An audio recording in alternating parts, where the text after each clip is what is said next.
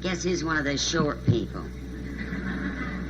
I was sitting back there with my husband last night and some friends when Frank was talking, and I said, well, I don't have to worry about a thing. I can shake or do whatever because nobody's going to be able to see me behind the podium. I want to first of all say thank you to the committee for extending this invitation. It's a privilege. I think when the invitation comes to you some months prior to the actual event, you have a lot of warm and excited feelings, and you're flattered, and you think isn't it nice? And then as the day creeps closer, and the week arrives, and the morning dawns, all you feel is terror. But thank you. And I must also thank my husband, because without him, I wouldn't have the program of Al-Anon. I wouldn't need it.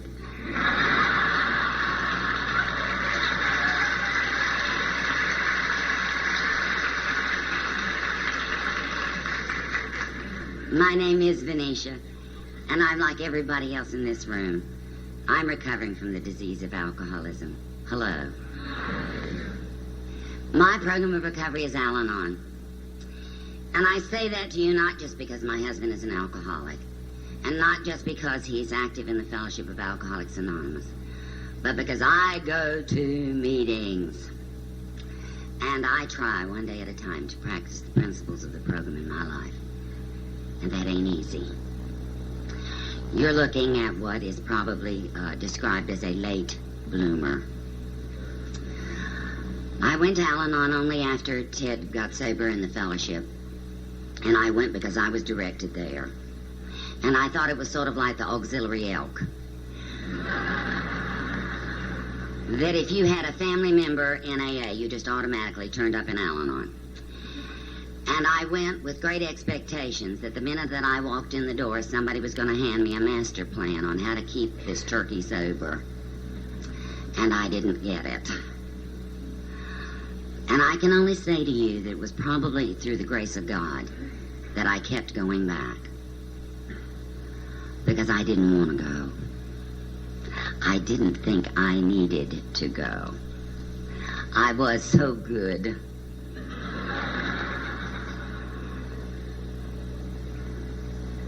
For me, I had to hit my bottom. And I can tell you exactly when it was. I can tell you where it was, and I can tell you what I was feeling. My husband had been sober less than a year, probably 9 or 10 months, and it was at the kitchen table over a cup of coffee. And he looked at me and he said, "What are you going to do if I come home drunk tonight?" Now, I didn't hear that as a threat. I did not hear that as a threat. But all of the fear that I had been denying that I had came bubbling back up inside of me. And I ran to Al-Anon. Because with great clarity in that one moment, I knew my husband did not need me to stay sober. And if he didn't need me, what was my role? What was I supposed to do? How was I supposed to act? What was I supposed to say? You see, I'd been needed for something by somebody I know today all of my life. I believe I was one of those people that was born with a Band-Aid box under my arm. And I'd run around fixing things and people and situations all of my life. And sobriety robbed me of my Band-Aid box. And as a result, it robbed me of any identity that I had at all.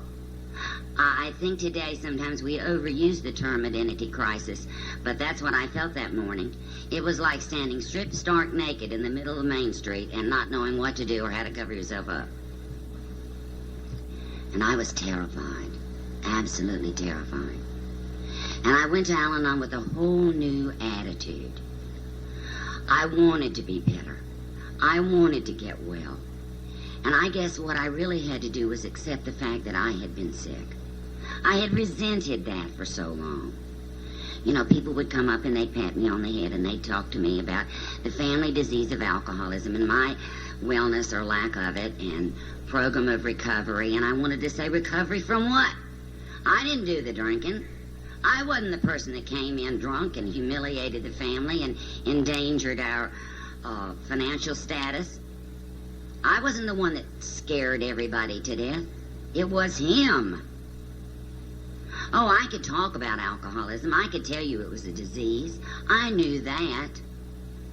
I was a learned person. I had a great deal of compassion and understanding for all those other people out there who drank. But when my husband drank, I thought he was a son of a bitch.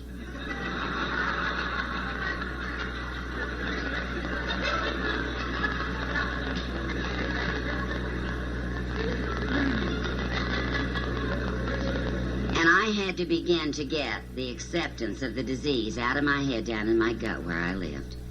And I had to begin to look at me, and I had to begin to understand that. And I didn't like that. It wasn't comfortable. And that halo that I had been wearing suddenly became very tarnished. And the good deeds that I thought I had accomplished became not quite so good. Maybe even a little sick.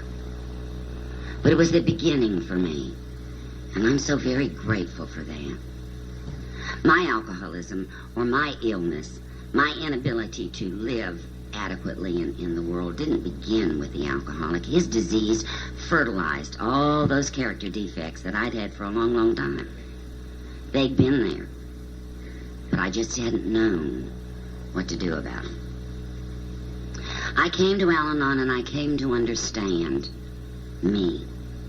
It made me me. I could stop being somebody else's daughter, or somebody else's sister, or somebody else's mother, or somebody else's friend, and I could just be me. But in discovering that, I had to begin to admit some things about me. I grew up in a very loving family. I was an only child for a number of years, and I was given a lot of those extra things in life, not the material things, but the encouragement and the care and the concern and the direction from a mother and a father who loved me a great deal. I grew up believing that if I was very, very good, only good things would happen.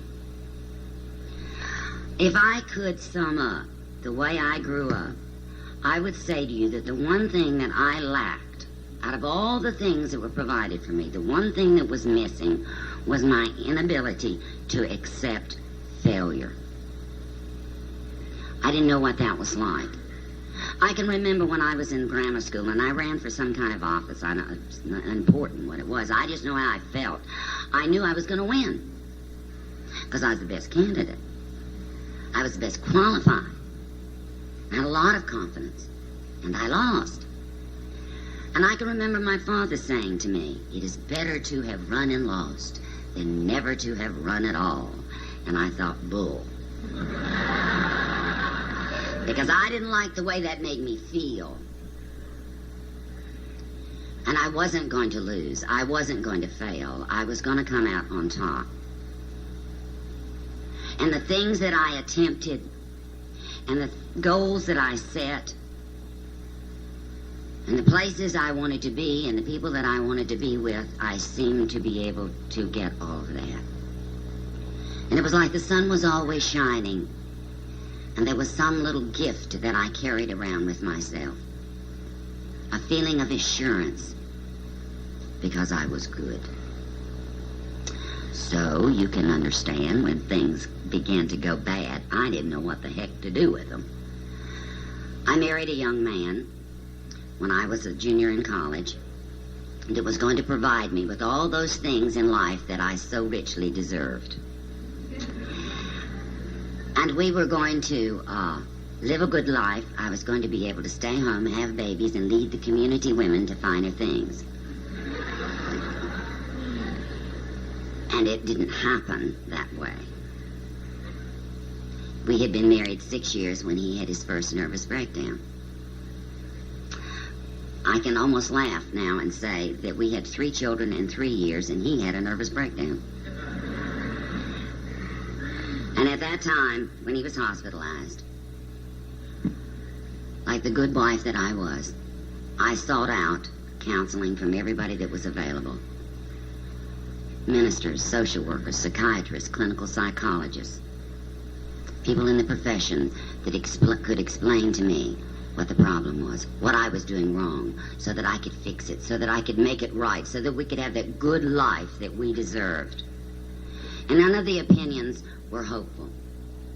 Everybody said to me, he has a progressive mental illness. It's called paranoid schizophrenic. And he will get worse. And there may come a time where he will become physically abusive and endanger your life. And I would not believe. I did not deserve that, and it would not happen. I would make it okay. And I spent 8 more years in that marriage trying to make it okay. And I did not know. They did. And what they said was true. And the disease progressed, and my illness along with it progressed, because I was trying to control, I was trying to fix, I was trying to be all things for everybody in that family unit.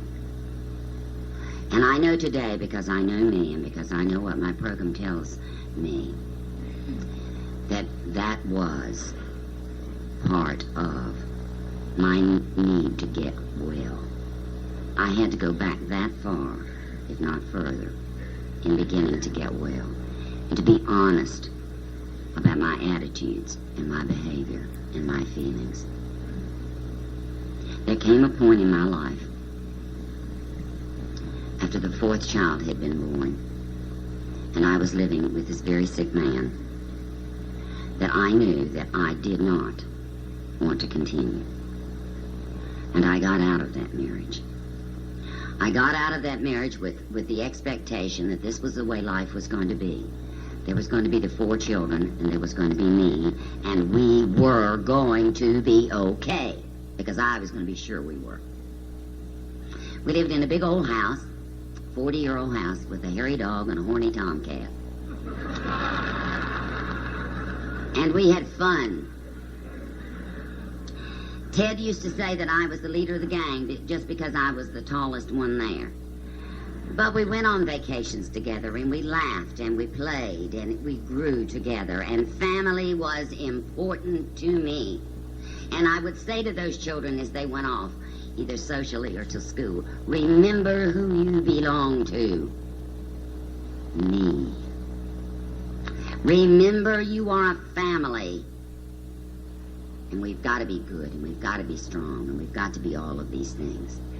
And I was settled down to that kind of living, never thinking that it would ever change. And I can remember my daughter saying to me, oldest daughter saying to me one time, Mother, do you think you'll ever get married again? Ted says he has funny feelings about this response, because I said to her, who in their right mind would want a little short lady and 4 kids?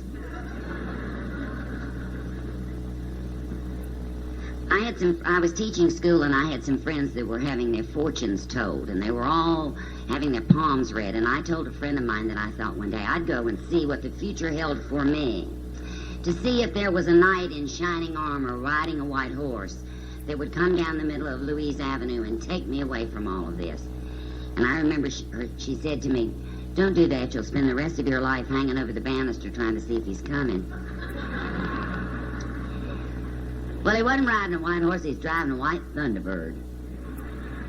And he came in my life with all the subtlety of a Sherman tank. He was exciting. He was fun. Made me feel like a woman. He was the man that could sit down in front of the television set and watch the football games on Sunday afternoon with my eldest son.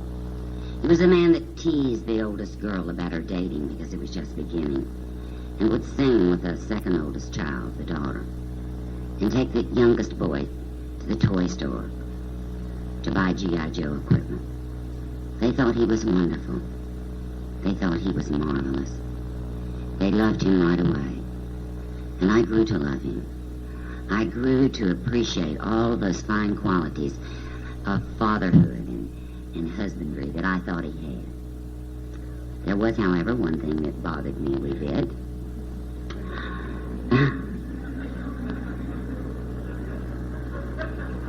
Somebody knows the punchline before I even give it. He drank a lot. But then after I'd spent some time with him and he explained to me about his first wife, I knew why he drank.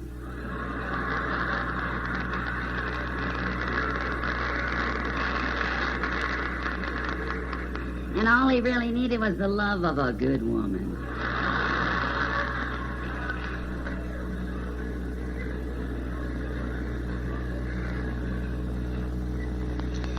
I have to tell you that Ted and I had known one another as children. We were in grammar school together, and he loves to tell everybody that I was the very first sweetheart that he ever had. We were in the first grade together. My version is a little bit different. I was the smallest child in the first grade, and my mother made all my clothes, and she made all my panties to match my dresses. And that's what he really remembered.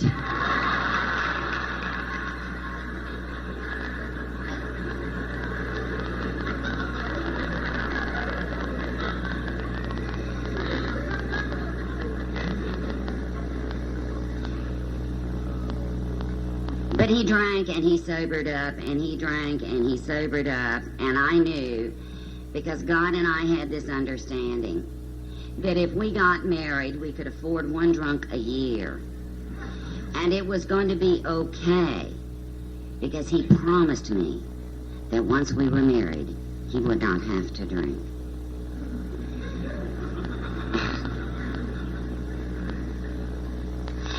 And so in November of 1971, we were married. And he didn't drink until Christmas. And remember, Venetia, everybody has a drink at Christmas. But not everybody stays drunk till Valentine's Day.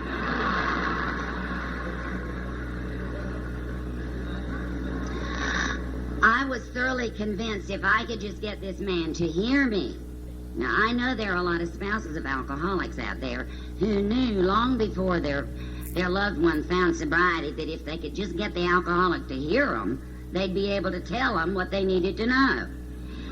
And I went to great lengths to get this man's attention. I was nice, I was loving, I tried to beat him up, which is a little ridiculous because he's over 6 feet tall and I'm 5'1". I was loving, I fed him, I didn't feed him, I went to bed with him, I didn't, I screamed, I cried, I hollered, I even had a heart attack. Now I have to tell you about my heart attack. It's not very nice, but it happened. I decided that if I could distract him long enough to pay some attention to me in my hour of need, that somehow or another the thought of a drink would be permanently removed. And the worst thing that I could think of was to have a heart attack. So I planned it. I said to you that we lived in this very old house that was very hard to heat in the cold weather, and we had in the bathroom the very small tile that they have in very old houses, and it's cold down there. And for some reason, I decided to have my heart attack in the bathroom. It wasn't good planning on my part. And he was shaving, and it was the morning after the night before, and he was shaving, and he was feeling no pain, and he'd probably already had his first morning drink. And I was in there ranting and raving, and he didn't listen. He did not hear me. And so I just grabbed my chest and slumped to the floor and crumpled in a heap. And he looked down at me, and he stepped right over me to get another drink.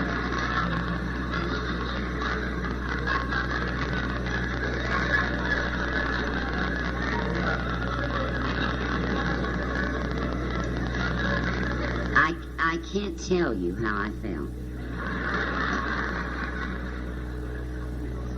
Despair is not even adequate. The funny thing about it is that after that heart attack and the scene that followed, he got dressed and went to work, and I got dressed and went to work, and we never talked about that heart attack until we came in the fellowship. It was as though it never happened. But I was desperate. I tried everything that I knew. And I can show you a stoplight in the city of High Point that caught me on red one morning in early June of 1972. And when my car stopped, I put my head on that steering wheel and I said a simple prayer. God, be with Ted and be with me this day. And God allowed me to shut up. I shut up. I quit all of those things that I have been trying to get his attention and allowed God to get his attention. And on June the 13th of 1972, when he was sick and tired of being sick and tired, called Alcoholics Anonymous, and his sobriety began with his first AA meeting the next day. And that was 4,445 days ago.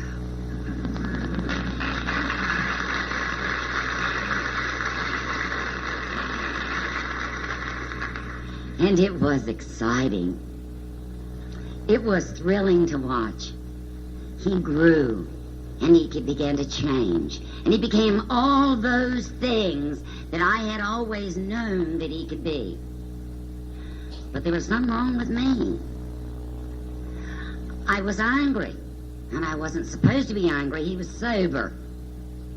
And I was scared, and I wasn't supposed to be scared because he was sober. And I had resentments, but I wasn't supposed to have any because he was sober. And it was like he was growing and I was standing still.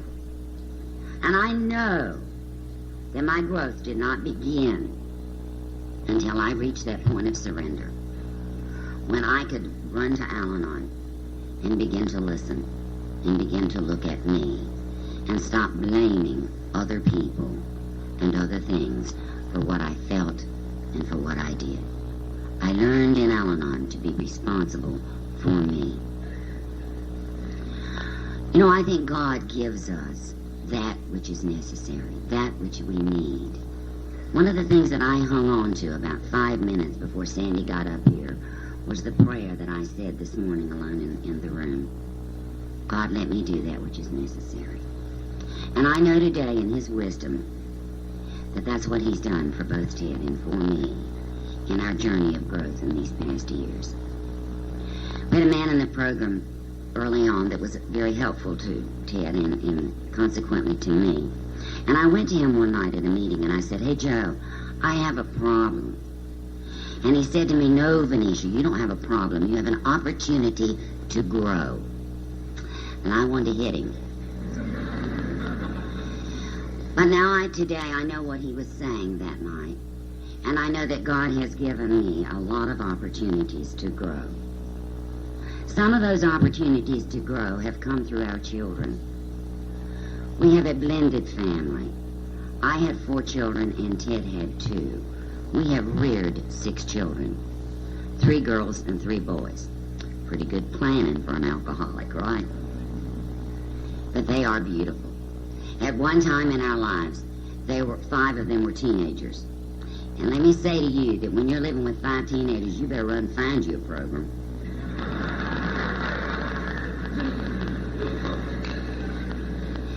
Our oldest daughter is named Laurie.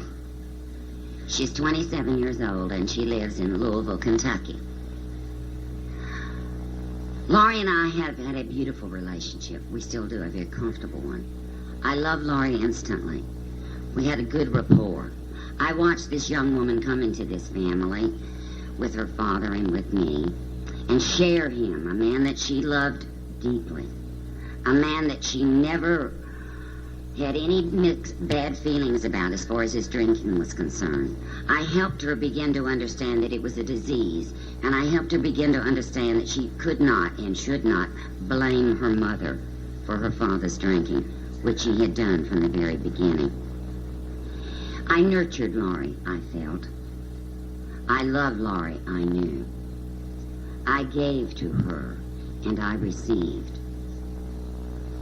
Last year, Laurie was married, and we knew some months before the event what it was going to be like. And things began to change, and I began to have problems. Because, you see, I felt like Laurie's mother. And I had some hope, I guess, or expectation, I know, of what it was going to be like for me as a part of that event. You see, my children have never had a relationship with any kind of father figure other than Ted. He is their father. They call him Papa. He is the man who walked my two daughters down the aisle and gave them away when they were married. And I saw myself in the role as sort of a pseudo-mother of the bride. And let me tell you, it didn't happen. I went to the wedding because I was invited. It was held in Nashville, Tennessee. And if I've ever felt like a red-headed stepchild, I'll tell you, friends, I felt like one then. I was not recognized. Nobody was nice to me. It seemed to me in my mixed feelings about the situation that it had been okay for me to love, it had been okay for me to nurture, it had been okay for me to help finance, but it wasn't okay for me to be a part of this. And I was having a heck of a time with that. And then something came to me that I know I would not have been able to understand without this fellowship. And the thing that came to me was the fact that I was not Laurie's mother. She had one. I was her stepmother. And I needed to know that. I needed to know that I could love her and receive her love being a stepmother. And that was good for me. Nothing changed as far as our relationship was concerned. But I grew from that experience. And I am grateful for that. We can still laugh and love and share. And I can still nurture. And I can still give as a stepmother. And I needed to know that. Our oldest son's name is Tim. Tim is a young man. He's 24 now. Who had a great deal of difficulty growing up. A great deal of difficulty. When he was the young man in our family that was sort of the born athlete. He could do anything in any sport. But when he reached high school age, all that began to change, and we came to know and understand that our son was using drugs. And that was very hard. In front of that light. And Peggy was so right. It is in God's hands, and always has been. And Tim began to look at his behavior. And he chose to come home just 4 days before graduation, and we attended that graduation, and he seemed to be okay, and he left the drugs. But he picked up the bottle. And last December, he made his first AA meeting with his papa.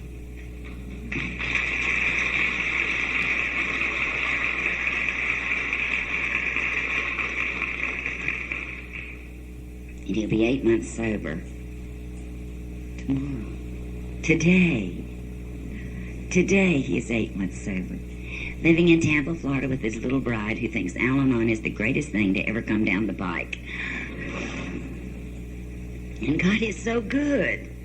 It is so beautiful to think about. To hear him talk. To hear him bring back all those things that, my God, we told him 10 years ago, but he didn't hear us. Our youngest son's name is Andy.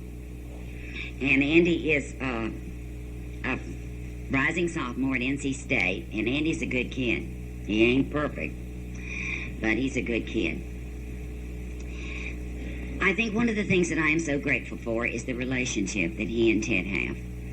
Because Ted was the man who took him to the first grade the first day, who warmed all those football benches with me. And they can talk and share and love. And Andy is the kid when he was a very little boy that when we said the blessing at our house, and it was his turn to say it, he would say, God, thank you for keeping my papa sober this day. Don is 22. Well, when you got 6, sometimes you forget how old they are. He's 22, and Don is alcoholic. Probably has been since he was 16. I think one of the most difficult things that I have had to do in the program is to allow my husband to work through that pain, because it is his pain. And I think my pain is doubled when I see what is going on with him, and I feel my own, and I share his, and I can't fix it. I can't fix it. We know that Don knows where he can get help. He just ain't ready yet. Amanda is the youngest daughter. She's 25. She's the mother of our very first grandchild. And Amanda was the child that always walked to the tune of a different drummer. Amanda's value system was certainly not what mine was. What was important to her certainly wasn't important to me. And for 18 years, I tried to fix Amanda. I tried to make her into the lady that I thought she ought to be. She ought to be more like her sisters. She ought to be more like her grandmother. She ought to be more like her mother. She ought to be something but what she was. And it didn't work. And I can remember Roy and Peg especially saying, Amanda's going to be okay. And Ted saying to me, leave her alone, she's going to make it. But I couldn't. I was driven to do something about it. And I don't know what happened. I don't know whether it was a stage of growth in the program, or I will have to say that's what it must have been. But I began to see Amanda differently. I began to understand that she was indeed not my child. That she was God's child. And that she was good and loving and creative and fun. She had more friends probably than any of the other children in our family in it. And that she was okay the way she was. And that what she believed and held of value to her did not have to be that for me. And I could begin to let go. When Amanda was 20 or 21 and she had been off to school for a couple of years, she came home one night unexpectedly, one weekend unexpectedly. Ted was at a board meeting and I had to work late, and I came in and there she was seated in the den. And I said, well, what a surprise, I didn't know you were going to be here. And she said, Mother, I came home because I've got to tell you something. She said, Stephen and I are going to get married. And we had known Stephen since he was a very small boy. And we loved him. And we knew he loved our daughter. And we knew she loved him. And that was a nice thing. And she said, but we're going to get married in 2 weeks. Because you see, Mother, I'm pregnant. And I sat there for a moment. And I said to her, that doesn't mean I love you any less. And she said, Mother, I never thought that would change. I never thought that you'd stop loving me. Amanda lost that baby. And I can remember going to the emergency room and sitting outside of one of those sterile cubicles that they have, sitting on a little stool they provided me. And the doctor was back there with her. And I remember praying, God, please, let us be able to accept whatever it is that's happening for her, for all of us. And we were able to grow through that. And Caroline will be 2 years old. The new baby will be 2 years old in December. And she's getting ready October the 21st to have another one. And I am grateful for that. I am grateful for that. Susanna is 26. She was my oldest daughter. I came to understand in this fellowship that I had robbed Susanna of a lot of growing up years because, you see, I needed her. I needed her to share responsibilities as a parent with me when I was living alone with the children. She was my friend. She was my confidant. She was my equal. And then when Ted's alcoholism advanced, she was the only child in the family that could talk him into going to bed, calm him down. And I used all of that. When it came time for me to begin to make my amends, I started with Susanna. And I apologize for taking those teenage experiences and years away from her, or for affecting them with my own illness. And I don't ever want to forget what she said to me when I did that. Because she said, thank you. She didn't say it's okay, or I didn't think anything about it, or I don't remember it. She just said, thank you. God's given us a lot of opportunities to grow. When Susanna was a sophomore in college, one summer she came home, was living at home, and one night on a hot summer's night, our air conditioning shut down, and Ted had to go down to the utility room to do something to the breaker switch, and as he passed the boys' bathroom, there sat Susanna on the john, drunk. And he came tearing back upstairs to me, and he flung open that bedroom door, and he said, you ought to see your daughter. And I did see her, and I got her to bed, and I had dealt with the situation the best way I knew how that next morning, but he didn't. He was angry, and he was upset, and he was disappointed, and you could feel it, you could sense it, you knew it. And she wasn't about to say anything. She was quiet, and the two of them would get together in the same room, and the temperature would drop 20 degrees. And I knew what they needed to do. I had the answer. But I kept my mouth shut. I kept my mouth shut. I knew all he had to do was to love her a little and tell her it was okay. I knew all she had to do was to apologize for her behavior that evening and to tell him that she'd work on it. I had the answer, but I didn't give it. I didn't give it because I knew that I couldn't, I shouldn't, I dare not. I bit a hole in my tongue for about 3 days. And we were getting ready to go to a meeting, and I heard the door close upstairs in the bedroom, and I heard Susanna crying. And when Ted got to the front door, I said, what's going on? And he said, oh, I just put my arm around her, and I told her that I loved her. And it's okay. And she said, I'm sorry, Papa. If it had not been for Al-Anon, I would have robbed them of that opportunity. And I am so grateful that I did not. You know, at the beginning of this summer, I had a slip. I had a gigantic, terrible, terrifying slip. And I didn't know what was going on with me. I was upset. Nobody was doing what they were supposed to do. I couldn't understand why he was doing what he was doing and saying what he was saying and going where he was going. The children were certainly not being very understanding of what I was feeling. The job was not going well. And I was literally a witch on a stick. And I couldn't stop it. I could not stop it. I was complaining and nitpicking and feeling sorry for myself. And all these things were going on with me. And I could not seem to get a handle on it. Now, this was June of this year. I went to Al-Anon one night.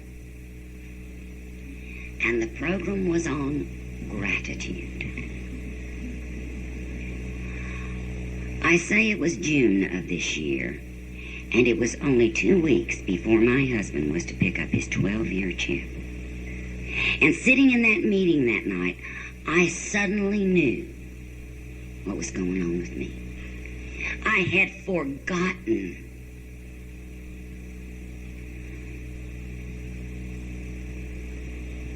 about sobriety. I had forgotten the gratitude, God's grace in our life. And I needed to get in touch with that. And it was like a whole new thing had opened up to me. And I became grateful all over again. God has been good. Sobriety means so very much in our lives. Sobriety to me is waking up in the middle of the night and realizing that my husband has covered my shoulder up because I've gotten out and gotten cold. Sobriety is watching him with such tenderness take care of his father by taking him to the bathroom and cleaning him and bringing him back to the hospital bed when he was dying. Sobriety to me was watching me hold his mother's hand and smooth her face and love her when she was unlovable and terminally ill. Sobriety was sitting at those football games and those wrestling matches and sharing the joy of watching our children do that which they were attempting to do. Sobriety is it watching the expression on his face when the second word that two of his granddaughters learned was Papa. And sobriety is sitting on the side of the bed each morning and praying together and thanking God and accepting his will in our life for this day. And I am so grateful. You know, without Al-Anon, I think I would have expected more and appreciated less. I am so grateful. I'm grateful for that fellowship that's given me a way to live, a way to deal with all those opportunities to grow. And I'm grateful to the fellowship of Alcoholics Anonymous, who has given me a man that I know not only respect, but one that I can say to, I love you, dear. And I love all of you. Thank you.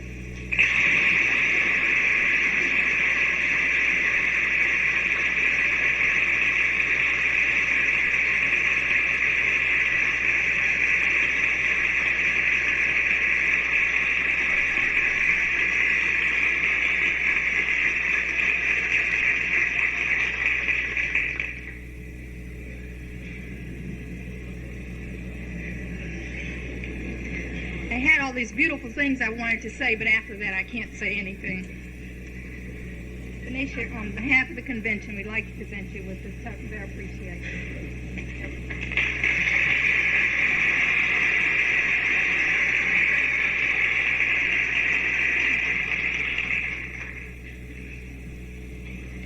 In closing, I would like to say that the opinions expressed here were strictly those of the person who gave them. Take what you liked and leave the rest. The things you heard were spoken in confidence and should be treated as confidential. Keep them within the walls of this room, the confines of your mind. A few special words to those of you who haven't been with us long. Whatever your problems, there are those among us who have had them too. If you try to keep an open mind, you will find help. You will come to realize that there is no situation too difficult to be bettered and no unhappiness too great to be lessened. We aren't perfect. The welcome we give you may not show the warmth that we have in our hearts for you. After a while, you discover that though you may not like all of us, you'll love us in a very special way, the same way we already love you. Talk to each other, reason things out with someone else, but let there be no gossip or criticism of one another. Instead, let the understanding, love, and peace of the program grow in you one day at a time. Will all who wish join me in the closing prayer?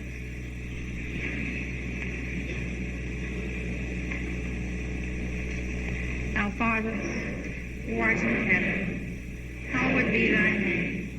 Thy kingdom come, thy will be done, on earth as it is in heaven. Give us this day our daily bread, and forgive us our trespasses, as we forgive those who trespass against us. And lead us not into temptation, but deliver us from evil. For thine is the kingdom,